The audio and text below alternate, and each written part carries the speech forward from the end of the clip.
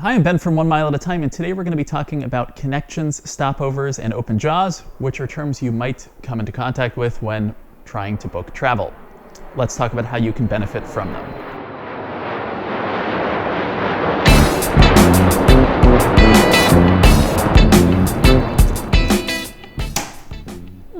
Even stands up. Wow. Okay. No, I stood up. I'm serious. That wasn't sarcastic. I threw a bottle down and it stood up. How cool is that? First, let's talk about connections. I think almost everybody has taken a connecting flight before.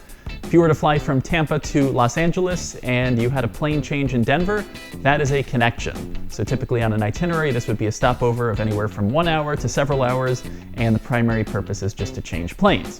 One of the cool things you can do in some ways is a stopover. So a stopover is when you're stopping somewhere en route to your final destination for an extended period of time, typically for more than 24 hours.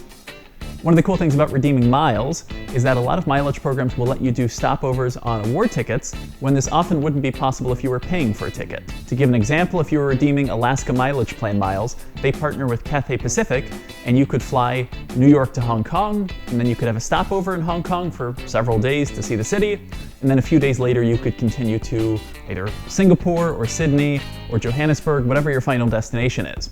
So it's a cool way to see two destinations for the price of one when redeeming miles. The next term is open jaws, and this is also something that's useful if redeeming miles. This is when you fly into one city and out of another. So a lot of people love to go to several cities in Europe on one trip. So let's say you want to fly from New York to London, and then you want to take the Eurostar to Paris, and you want to fly back from Paris to New York. If you were paying cash for a ticket, this would often be prohibitively expensive, but if redeeming miles, typically all tickets are booked as one-ways, and this means you could just book the one-way ticket from New York to London, then you have an open jaw between London and Paris, and then you return from Paris to New York. So that's a great way to save when redeeming miles. There you have it. Now you know what connections, stopovers, and open jaws are. If you found this video to be helpful, please give it a thumbs up and subscribe, and check out 1mileatatime.com for more travel and mileage tips.